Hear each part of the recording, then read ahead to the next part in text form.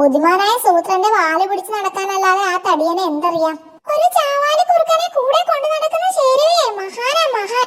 അങ്ങനെ പറഞ്ഞുകൂടെ, മഹാൻ പോലും മഹാൻ. ഇത്രയും മണ്ടനായ കടുവ ഇന്നോളം കാട്ടിൽ ഉണ്ടായിട്ടില്ല. ശേരു ക്ഷമിക്കുന്നത് കൊണ്ടാ സൂത്രൻ ഇപ്പോഴും ജീവനോടെ ഇരിക്കുന്നത്.